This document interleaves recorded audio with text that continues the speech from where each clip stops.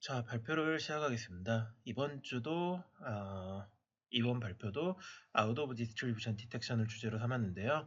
지난번에 임피던스 스코어를 통한 Uncertainty Measure를 통해서 Out of Distribution Detection을 수행을 했다라면은 이번에는 Generative 모델을 통한 Likelihood를 에스티메이션을 하고 그 Likelihood를 기반으로 OOD를 수행을 하는 내용이 되겠습니다. 먼저 시작에 앞서 이제 OOD가 뭔지에 대해서 이야기를 하고 넘어가려고 하는데요. 먼저 in distribution과 out of distribution이 무슨 뜻인지부터 살펴보려고 합니다.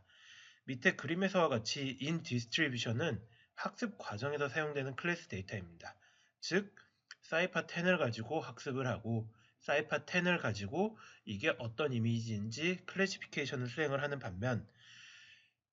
반대로 사이파 10을 통해서 인 디스트리뷰션 데이터셋을 학습을 시키고 SVHN이나 LSUN과 같은 전혀 다른 형태의 이미지를 클래시파이어에 학습을 시킬 테스트를 할 경우에 이게 어떻게 되는지, 즉 이게 인 디스트리뷰션이 아닌 아웃 오브 디스트리뷰션인지를 얼마나 찾아내는 문제가 아웃 오브 디스트리뷰션이 되겠습니다. 때문에 out of distribution detection은 in distribution 데이터셋을 가지고 학습 및 테스트를 수행을 하고 비정상적인 경우 out of distribution 데이터 샘플이 들어왔을 때는 이거를 디텍션을 해내는 과정이 되겠습니다. 여기서 코어 아이디어는 테스트 샘플, 즉 out of distribution 샘플이 들어왔을 때 모델의 아웃풋으로 나오는 인베딩 피처 벡터가 특정 클래스에 대한 인베딩 피처 벡터의 디스트리뷰션을 따르는지 따르지 않는지를 확인하는 겁니다. 무슨 말인고 하면은 밑에는 이제 3번 레퍼에서 확인할 수 있는 엠니스트 웹 데모인데요. 엠니스트가 학습되어 있는 모델에 7이라는 왼쪽과 같은 노멀 샘플을 인풋을 시킬 경우에 이거에 대한 모델의 인퍼런스 값은 7에 해당하는 노드에 큰 값을 지닐 수밖에 없습니다. 하지만 아웃라이어 샘플, 즉 숫자가 아닌 전혀 다른 샘플을 넣었을 경우에 특정 조치를 취해주지 않으면 모델의 아웃풋은 엉뚱한 결과를 낼 수밖에 없습니다. 아이디어락에는 이런 식으로 하나의 바이어스 되지 않은 유니폼한 디스트리뷰션이 발생을 해서 우리가 찾아내면 좋겠는데 실제로는 그렇지 않다라는 거죠. 이 문제를 풀기 위해서 다양한 어프로치가 있는데요. 크게 세 가지 어프로치가 있습니다. 먼저 언서너티 메저를 위한 컴피던스 스코어 베이스드 어프로치, 그 다음 트레이닝 프로시디어, 그러니까 코스트 펑션에 추가 텀을 넣어서 이를 보정하는 방법. 그 다음에 처음엔 이제 저희가 겐 베이스드 어프로치라고 했는데 보다 정확히는 제너레이티브 모델을 이용을 한 라이클루드 베이스드 어프로치가 되겠습니다. 짧게 각각에 대해서 정리를 하고 넘어가자면은 컴피던스 스코어 베이스드 어프로치는 모델에 인풋이 들어갔을 때, 그러니까 테스트 샘플이 들어갔을 때 모델의 아웃풋, 즉 인베딩 벡터로부터 이게 언서너티가 얼마나 되는지 컴피던스 스코어를 계산을 하는 방법입니다. 그래서 왼쪽과 같이 아웃풋에 대한 템퍼런처 스케일링이나 인풋 프리프로세싱 또는 OD 디텍터를 통해서 디텍션을 할 수가 있고요. 또는 probabilistic distance 메저 중 하나인 말라노비스 디스턴스를 이용을 한 아웃라이어 스코어, 그러니까 즉 컴피던스 스코어를 계산하는 방법도 있었습니다. 그 다음 이제 두 번째 방법인 Training Procedure for OD Detection은 다양한 방법이 있겠지만 핵심은 로스 텀에 Out of Distribution을 보정을 해주는 추가 텀을 넣음으로써 이거를 개선을 해내겠다라는 겁니다. 근데 이게 Out of Distribution에 대한 Statistics를 반영을 해야 되기 때문에 결국은 이 추가되는 로스 텀에 그러니까 아웃라이어 샘플의 일부를 이용을 해서 추가적인 로스텀을 만들고 그 로스텀으로부터 모델이 아웃라이어와 인 디스트리뷰션의 디스트리뷰션이 차이가 많이 나도록 학습을 시키는 방법이라고 보시면 되겠습니다. 그 다음 이제 오늘 발표드릴 라이클리드 베이스드 어프로치입니다. 제너레이티브 모델을 통해서 우리는 모델의 데이터셋의 라이클리우드를 학습을 시킬 수가 있고요. 이 라이클리우드가 앞에서 이야기를 했던 바와 같이 컨피던스 스코어처럼 인 디스트리뷰션과 아웃 오브 디스트리뷰션이 서로 다르다라는 걸 이용한 겁니다. 이게 일반적인 방법인데 이제 다음에 두 페이퍼를 오늘 말씀을 드릴 거고요. 자세한 내용은 다음 페이지부터 말씀을 드릴게요. 먼저 라이클리후드 어프로치가 제일 처음에 이제 OOD 디텍션에 쓸 수 있다라는 거를 다룬 논문이 이제 94년도에 있었습니다. 여기서는 따로 제너레이티브 모델을 사용을 한 게 아니라 오른쪽과 같이 그냥 일반적인 네트워크에 라이클리후드 에스티메이션 텀을 추가로 넣어서 에스티메이션을 했고요. 이때 학습을 시킬 경우에 노멀 데이터인 경우에 인 디스트리뷰션 데이터인 경우에 라이클리후드가 0과 함께 이제 실제 에러 값도 되게 낮은 값을 보인 반면 이게 아웃 오브 디스트리뷰션일 경우에 매우 큰 라이클리후드 값과 함께 그에 따른 에러 텀도 커지는 것을 이야기를 할 수 있었습니다. 그래서 이 논문에서는 그 모델의 라이클리후드 값을 봤을 때 이게 인 디스트리뷰션이면은 적은 값을 가지고요. 그러니까 0에 가까운, 그러니까 낮은, 높은, 그러니까 노멀 디스트리뷰션일 때 갖는 라이클리후드가 있고요. 아웃 오브 디스트리뷰션일 때는 그것보다 더 낮은 라이클리후드를 보여준다라는 거를 기본 골자로 가지고 가고 있습니다. 그래서 이제 라이클리후드를 기반으로 한 OOD 디텍션은 이 아이디어를 가지고 가고 있는데요. OOD 샘플은 이제 정상적인 샘플에 비해 더 낮은 라이클리후드를 지녀야 되는데 실제 리얼 월드 어플리케이션에서는 그렇지 않다라는 거죠. 왼쪽 그림, 오른쪽 그림 모두 오늘 발표드릴 논문에서 보고된 현상인데요. 사이파 10이 트레이닝 데이터고요. 여기서도 사이파 10이 트레이닝 데이터고 테스트 데이터를 한 경우에는 라이클리후드가 유사하게 나오고 있습니다. 마찬가지로 유사하게 나오고 있고요. 하지만 이 모델의 전혀 다른 데이터셋 SVHN 같은 경우에 더 높은 라이클리후드를 나타내고 있고요. 여기서도 마찬가지로 어떤 SVHN은 더 높은 라이클리후드를 그 다음에 트래픽 시그널 같은 이런 다른 또 어떤 데이터에서는 더 낮은 라이클리후드 즉 데이터셋의 특성에 따라서 학습된 모델보다 라이클리후드가 낮을 수도 높을 수도 제각각이다라는 겁니다. 그래서 이 제각각인 문제를 풀어주려고 여기 가운데 나온 릴레이티드 페이퍼처럼 다양한 연구 방법들이 적용이 됐는데요.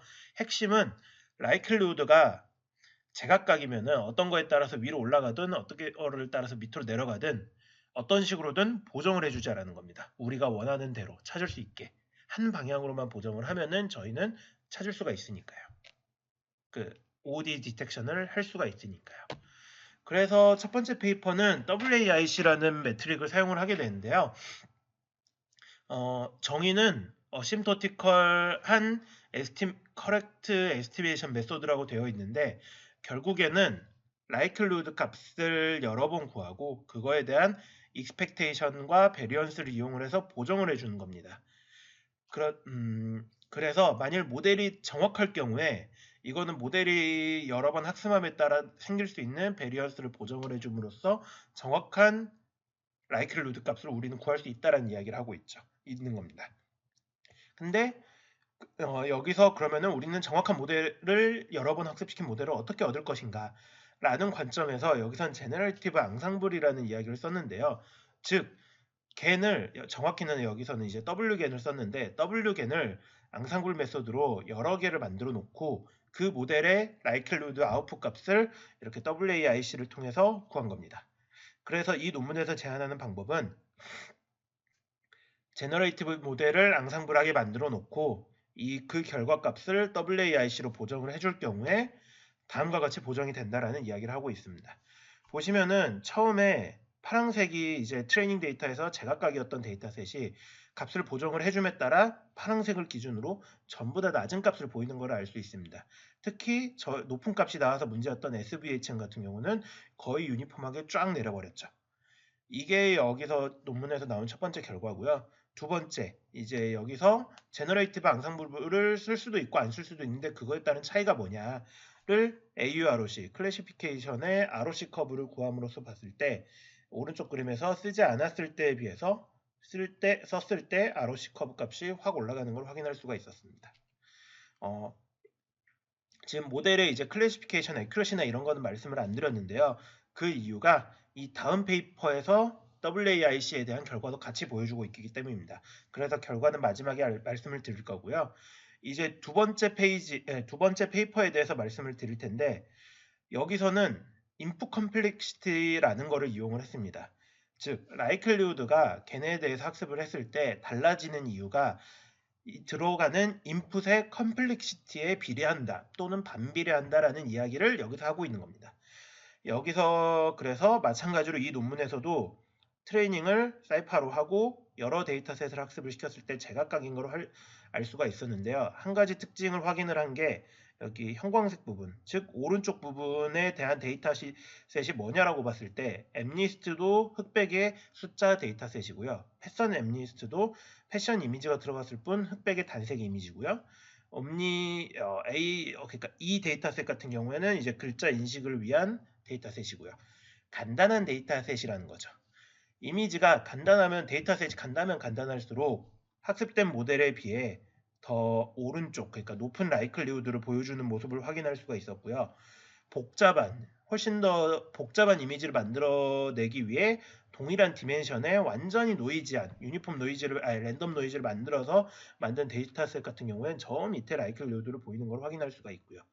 이 현상을 통해서 인풋 컴플렉시티가 원인일 것이다라고 판단을 하고 저자는 실험을 하나 합니다. 앞서 말씀드린 이 랜덤 노이즈 이미지에 대해서 이 노이즈를 그러니까 풀링을 하고요. 팩터에 대해서 풀링을 하고 그걸 그대로 다시 원본 사이즈로 복구를 해내는데 그때 리얼리스트 네이버후드 업, 즉 옆에 있는 비슷한 샘플을 그대로 그냥 사이즈만 키우는 해상도를 확 줄이는 작업이죠.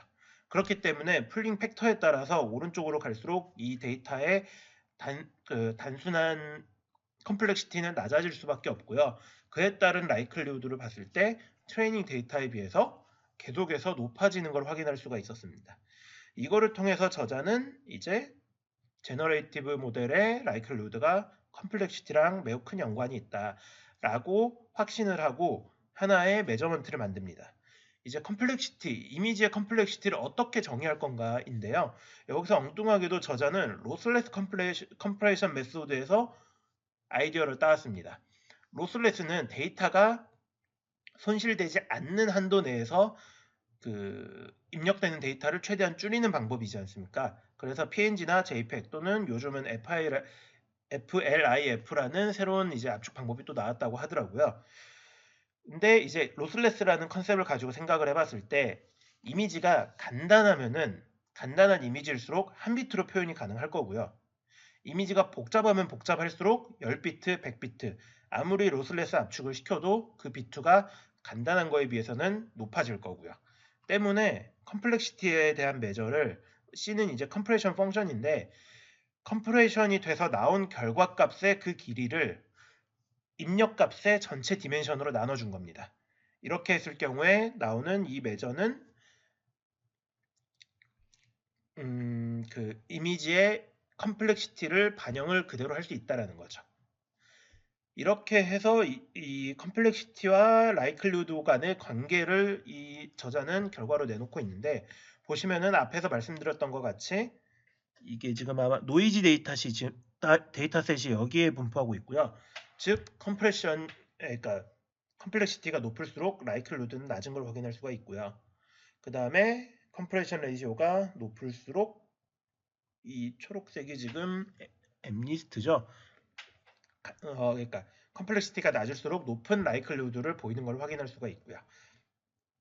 이렇게 해서 컴플렉시티에 대한 메저먼트를 저자는 정의를 하고 이를 이용을 해서 OOD 스코어를 만들어냅니다. 처음에 우리가 OOD 스코어를 단순히 라이클리후드만 사용을 하고 그거를 통해서 높고 낮고를 통해서 디시전을 했는 반면 정확히는 낮은 라이클리후드일수록 디시전을 했었죠.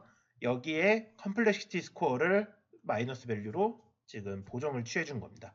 여기서 주의할 게 라이클리후드가 마이너스로 들어가기 때문에 이렇게 보정된 스코어에서는 이제 스코어 메저가 높으면 높을수록 이거는 OOD 확률이 높아지는 거죠. 그 다음 이렇게 메저를 제시를 하고 이제 이거는 재밌어서 좀 들고 와봤는데 저자가 실제 프리틱스에서 사용할 때 어떻게 사용할지에 대해서 이야기를 하고 있습니다. 첫 번째는 스코어를 그 자체를 이용을 해서 이게 OOD 확률이 얼마나 되냐라는 랭킹을 매기는 방법이고요. 둘째는 베이시안 이퀘이션에 따라서 논문에는 지금 이제 이퀘이션 푸는 게 있는데 베이시안 이퀘이션에 따라서 살짝 수정을 할 경우에 이게 스코어가 0보다 크면 OD, 0보다 작으면은 인디스트리뷰션이라고 디시전을 할 수 있는 기준이 될 수 있고요. 세 번째는 트레이닝 데이터셋이랑 이제 실제 매주한 테스트 데이터셋이랑 스코어를 다 비교를 해서 이제 상대적으로 우리가 OOD인 거를 확인을 하자라는 거고요. 네 번째는 우리가 쓸 수 있는 OOD 샘플이 있으면은 그거를 매저를 해서 스레셜드, 그러니까 일종의 기준값으로 삼고 디시전을 하자라는 겁니다. 이거는 이제 실제 프랙틱스에서 이런 식으로 쓸 수 있다라고 저자가 이야기를 하는 거고요. 여기서는 단순히 스코어가 높고 낮고 작고 스코어를 다이렉트리하게 사용을 했습니다.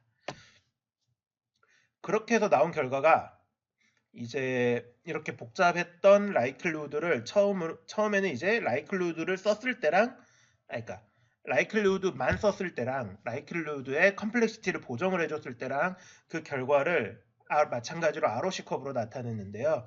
보시면은 아까 앞서 문제가 됐던 SVHM부터 패션 앰니스트, 뭐 컨스탄트 또는 앰니스트 이런 위쪽에 분포하는 데이터셋의 ROC 커브가 사용함에 따라 확 늘어나는 걸 확인할 수가 있었죠. 그 다음에 마찬가지로 이제 유사한 데이터셋에 분포를 했던 사이파나 뭐 타이니아 이미지 셋이나 이런 것도 마찬가지로 사용하지 않았을 때보다 유의미한 상승값을 보여줄 수가 있었고요. 반대로 테스트 값은 트레이닝 값이랑 같은 거니까 이거는 OOD라고 디시전을 하면 안 되겠죠. 그 값을 의미를 하는 테스트에 대한 ROC 값이 0.5 근처로 나타남으로써 이거는 충분히 유의미한 개선도가 있다라는 이야기를 저자는 하고 있습니다. 여기서 한 가지 특이한 거는 이제 ROC 커브가 0.5보다 좀 더 낮은 경우가 있는데요. 이게 왜 그런가, 일반적으로 발생하지 않는 경우여서 이게 왜 그런가라고 생각을 해봤더니 이런 앰니스트 같은 경우는 두 가지가 확실히 구분이 되죠. 근데 디시전 룰은 이 트레이닝 된 데이터셋보다 작을 경우에만 OOD라고 디시전이 되다 보니까 A도 OOD, B도 실제 트레이닝 테스트, 그러니까 인 디스트리뷰션이 들어가도 OOD, 그 다음에 OOD가 들어가도 OOD라고 디시전을 할 경우에 0.5보다 밑으로 내려가는 경우가 발생을 하더라고요. 저도 이번에 이거를 좀 처음 고민해봐서 말씀을 드리는 사항이고요. 두 번째로 이제 결과입니다. 이거를 제가 지난번부터 말씀을 드렸던 클래시파이어 베이스드 또는 컴피던스 스코어 베이스드로 오딘이나 마알라노비스를 지난번에 말씀을 드렸는데 그 결과값과 함께 이제 오늘 발표드린 웨이식이나 그 다음에 이 논문에서 발표를 한 컴플렉시티를 이용을 한 방법에 대한 마찬가지로 ROC 커브를 구한 겁니다. 보시면은 오딘이 가장 기본적인 스레셜드 기반으로 매저가 된 거다 보니까 퍼포먼스가 제일 낮은 거를 볼 수가 있는데 마알라노비스가 여전히 이제 높은 결과값을 보여주면서 동시에 라이클리우드, 제너레이티브 모델 베이스드 어프로치로도 이제 웨이식 같은 경우에 사이파로 인한 거는 ROC 커브가 매우 높게 나오고 있고요. 근데 패션앱 리스트에서는 좀 낮게 보이는 걸 볼 수가 있죠. 그리고 이거랑 별개로 이제 이 논문에서 이야기를 한 컴플렉시티에 대한 거는 패션앱 리스트에 대한 결과도 좋고 그 다음에 사이파 10으로 학습을 시킨 모델에 대한 OOD 디텍션에도 결과가 좋은 거로 확인할 수가 있습니다.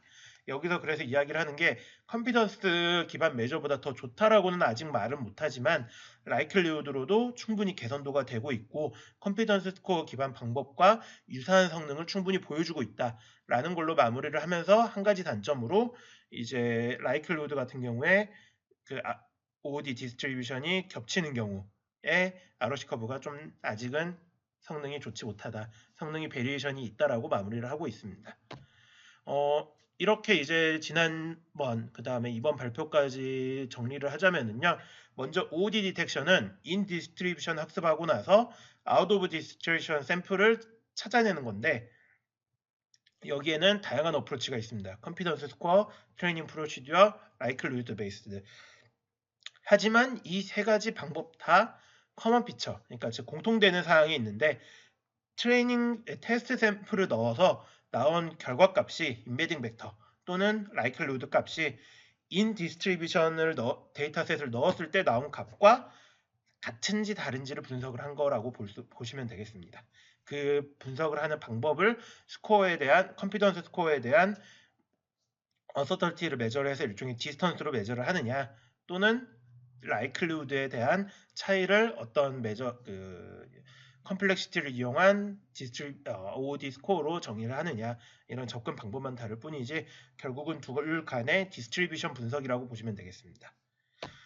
여기까지 발표를 마무리를 하고요. 이제 OOD 디스트리뷰션에 대해서 크게 정리를 한번 처음부터 끝까지 들었다라고 생각을 하고 다음번 발표 때는 이제 다른 실제 제 데이터셋에 대해 적용한 결과를 말씀드리는 걸 준비해 보고자 합니다. 이상으로 발표를 마치겠습니다. 감사합니다.